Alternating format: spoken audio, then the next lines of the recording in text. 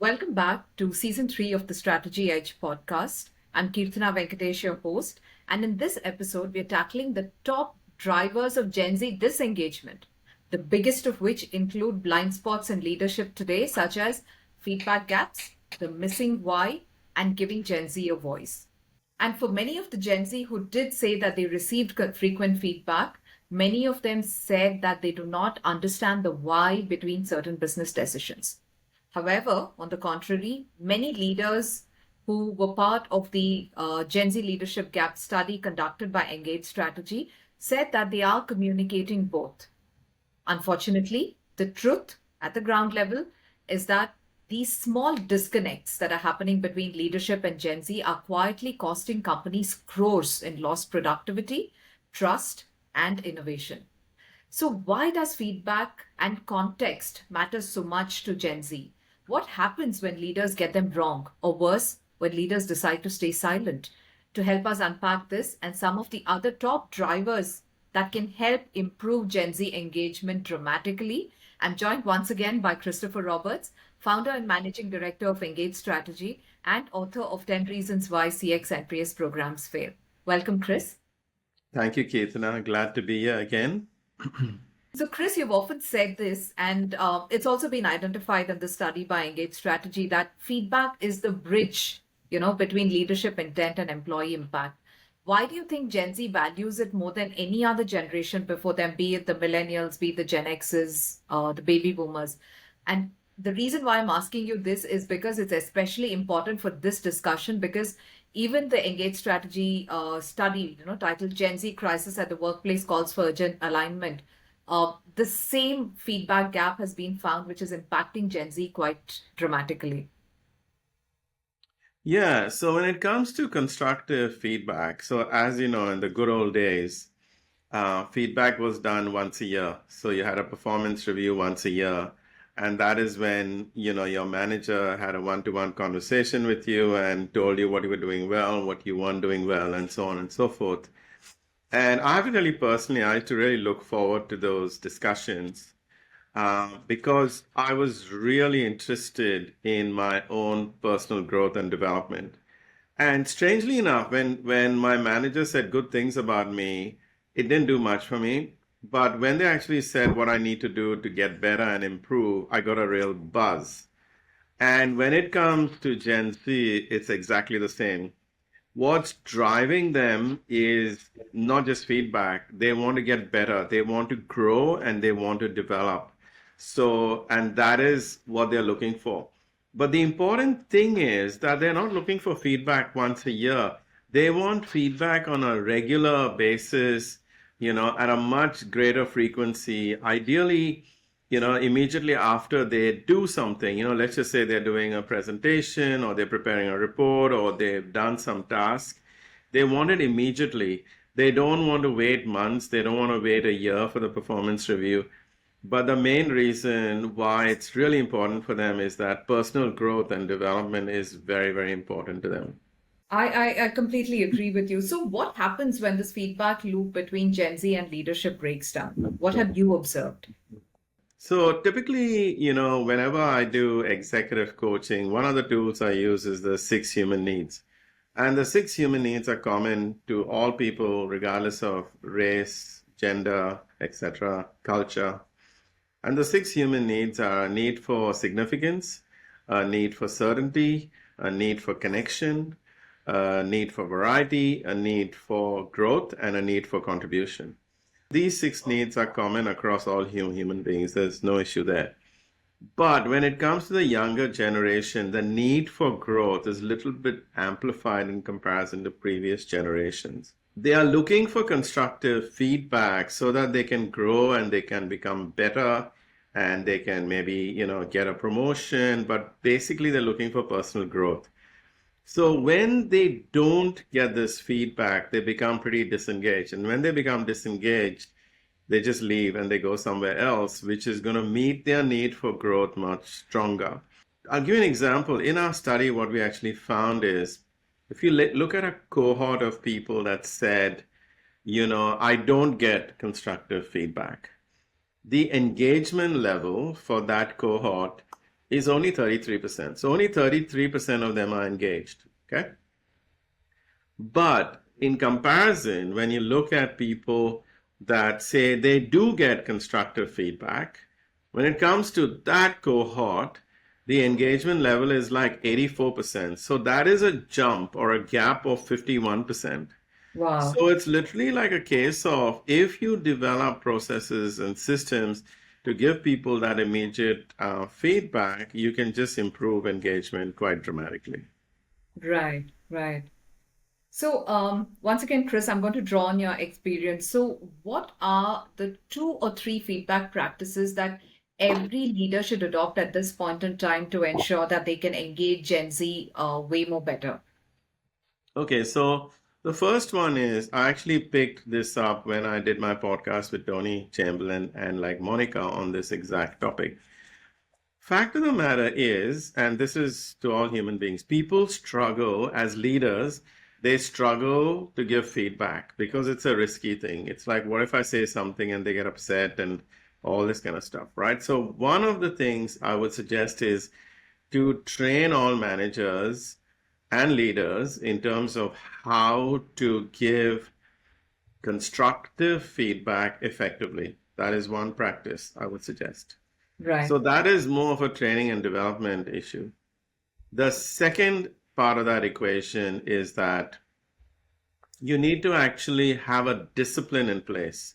So when I say a discipline in place, it means that every time someone has just completed a task, like they've just done something, or they've just done a presentation, or they've just done a report, or they've just finished a project, that is the point when you need to make it a discipline to give them feedback. It should become automatic, like, and the young Gen Z people should literally expect it. So it should literally be a case of I just finished this. Now my manager is going to tell me how I'm going. Those are the two things that leaders need to, be developed in and focused on. So training and development in terms of how to do it, and an automatic discipline of doing it immediately after something is done. Don't wait 12 months. no, I completely agree with you. So, why do you think, in your opinion, that explaining the why is so crucial to Gen Z? Yeah, so this is the second driver, right? So explaining the why. So I think honestly, as a leader, right, you can be a manager and give people tasks and tell them to do it, or you can be a leader, right? And in my mind, if you're a leader, you actually outline to people what they're doing and why it's making a difference. So, people do want to be involved in something bigger than themselves, right? Right, And hence, and for Gen Z, again, this is, all human beings have this requirement, but for Gen Z, it's particularly important. Like they don't want to just do task oriented, transactional kind of stuff. They want to know why they're doing what they're doing, right? And they're naturally curious.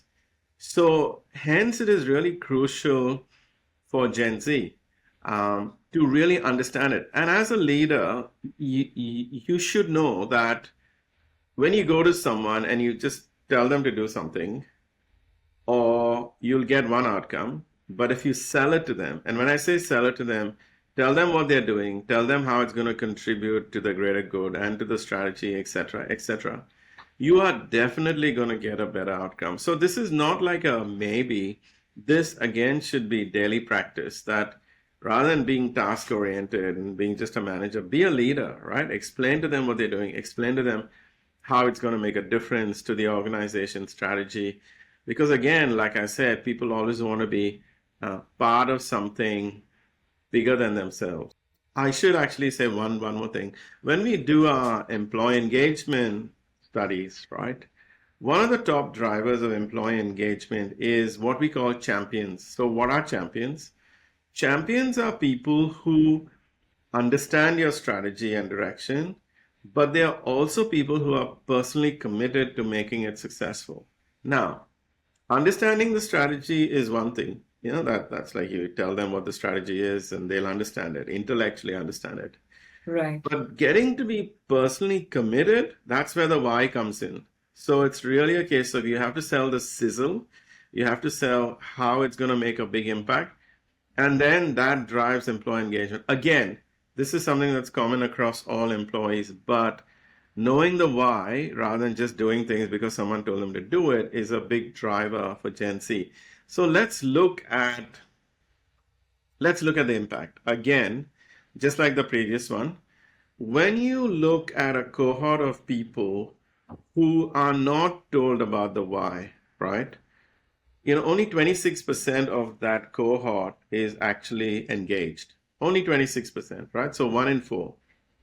In comparison, when you look at a cohort of people that are explained the why for all their, what they do, then 86% of them are engaged. That is a gap of 60%. So it's literally like if you just did this, right, as a discipline, you can improve engagement quite dramatically with this particular segment. Also for other employees, but in particular this segment.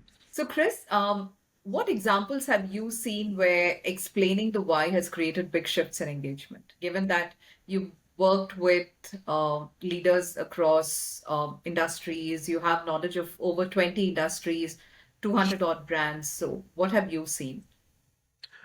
Yeah, look, I think it makes a big difference. I'll give you a couple of examples. I was in a financial institution, and I was the head of customer management. And our big goal at that institution was increasing the number of products per household. So in other words, increasing cross sell. We had a real challenge on our hands because customers did not want to put all their eggs in one basket. There were a few financial organizations that shut down and they didn't want to put all their eggs in one basket. So customers didn't want to do that, right?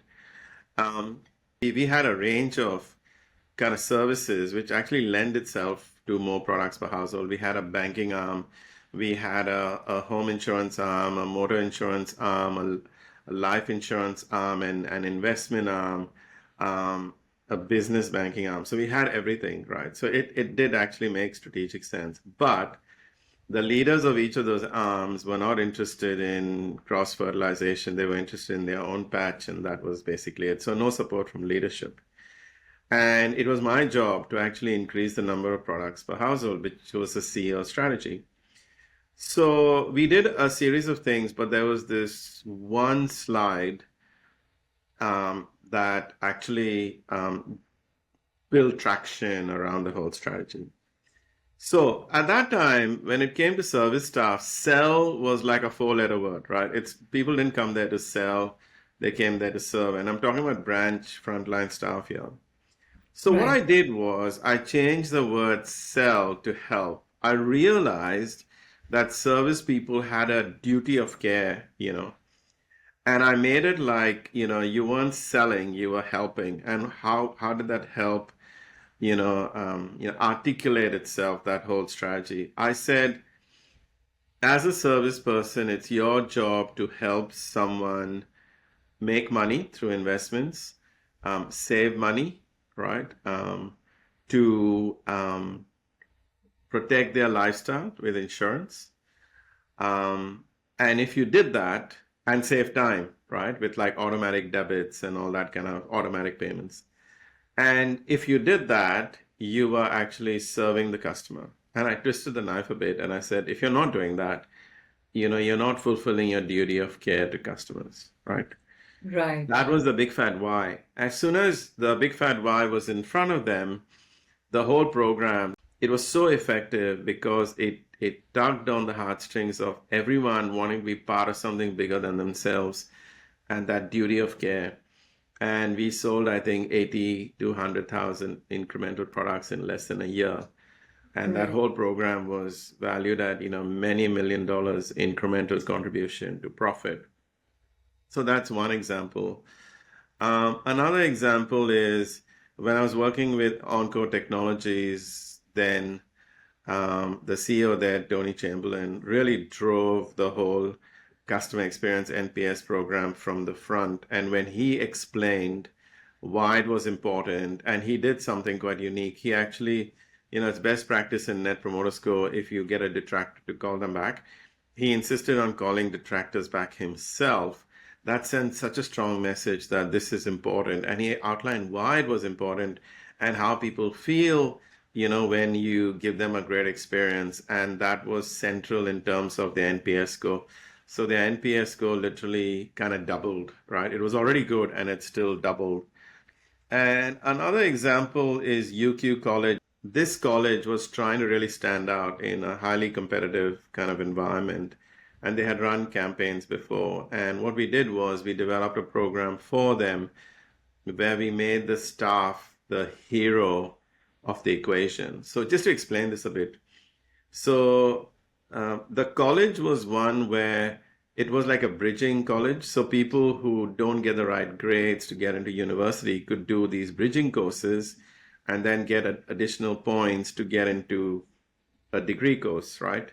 So a Right. lot of the people who worked there, I mean, who came there to study, were very ambitious and they wanted to do well, but they didn't have the right grades. So they really needed like a bit of a helping hand to do it. So they didn't just need professors or lecturers, they needed someone who would hold their hand through the process.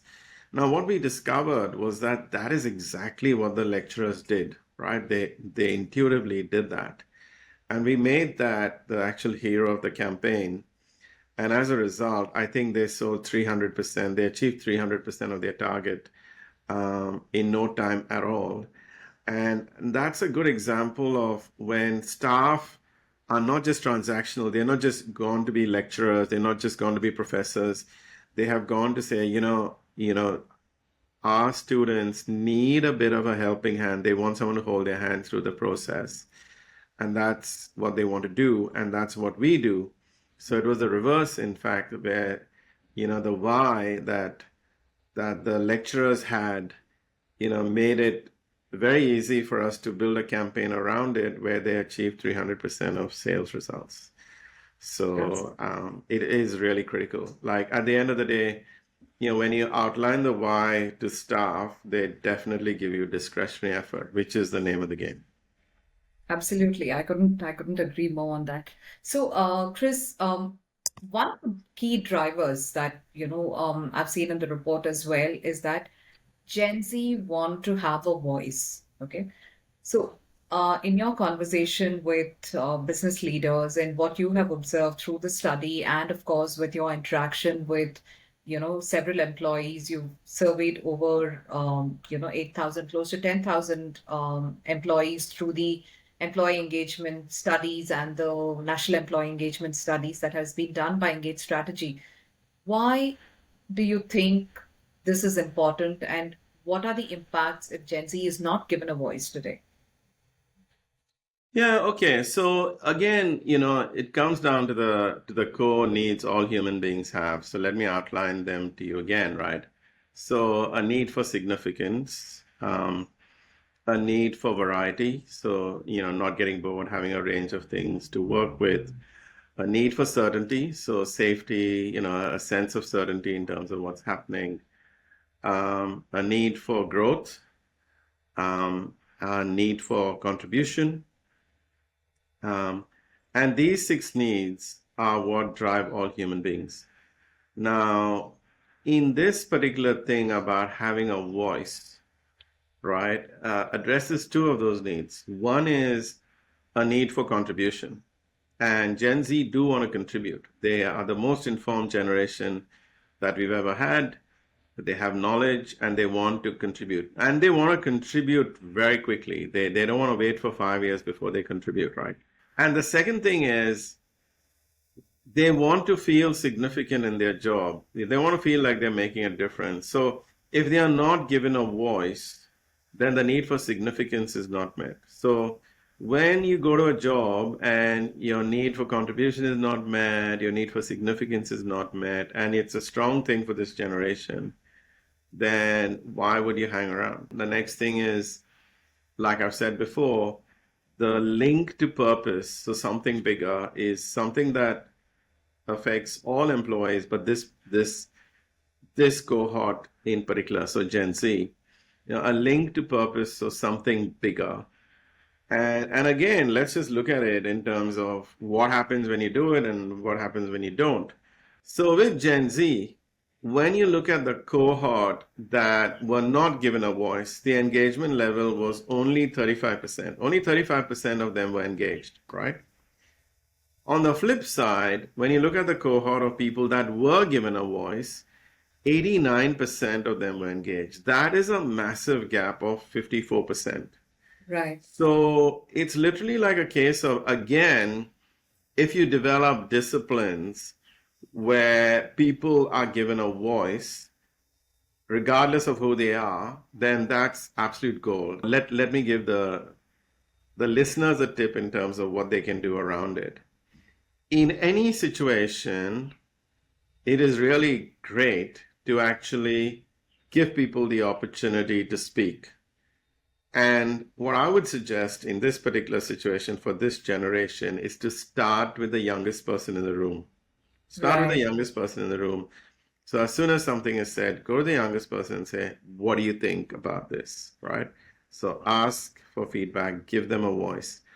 And why am I saying ask them first? Because then they're not colored by more senior people voicing a view. So ask the youngest person first, get their views. Regardless of what they say, encourage them in terms of, the fact that they are contributing to the whole equation. Um, and don't criticize them in public. I mean, it's common sense, but you know what they say about common sense, it's not very common. But the fact of the matter is, always praise in public, criticize in private. A simple rule, but that really works. So once they have a voice and they feel comfortable speaking, then naturally they will contribute more, they'll be more engaged at work, and so on and so forth, and that is why it goes up. Now, I want to touch on one thing, which is looking at all three, right? So that there are 15 dimensions we check, and every organization is different. So I'm not saying these three apply to you, but these are the top three global drivers that we found. Supposing you did all three, that means, like we just discussed, you gave your Gen Z cohort a voice, you gave them a regular constructive feedback, and you outlined the why to them. And you made that part of your culture, part of your operating system. Then, do you know what your engagement level will be for Gen Z? It'll go all the way up to 95%. So Wow. 95% of your staff will be engaged. But like I said, you need to look at your own organization, do your own study, and this is where we can help you in terms of what it is. But globally, this is what it looks like. Hopefully That's that makes sense, Keitana. yes, yes, it does. And I'm sure if there's one message from today's episode, it is that feedback and purpose are not perks anymore for staff, especially for Gen Z, but they are performance multipliers, and 95% is no joke. So, from what I've understood today, Chris, from our conversation, feedback is the oxygen for Gen Z today. And understanding the why behind decisions is the compass that keeps them engaged, it keeps them creative, it keeps them innovative, and it also keeps them committed to the organization. So, but I think in between the previous episode and this episode, we've only scratched the surface. The Gen Z crisis at the workplace calls for urgent alignment study by Engage Strategy uncovers 15 critical engagement levers showing exactly how communication, context, leadership behavior, all of these impact retention, productivity, and profitability at the workplace. And all of these are in real and measurable numbers. So, if you would like to see what this means for your organization, you can reach out to Engage Strategy. And if you're lucky, you will also get to talk to Chris Roberts himself for an exploratory conversation. And the team here will walk you through how to apply these insights to your own teams before disengagement starts to, cost your organization dearly. So, in our next episode of season 3 of the Strategy Edge, we move to understanding the why to addressing the bigger picture, which is where do you go from where you are to ensuring that you get what Chris said, a average of maybe 95% of Gen Z engagement. And you also get to explore the mindset shifts that leaders must make to connect, inspire, engage, and lead Gen Z effectively.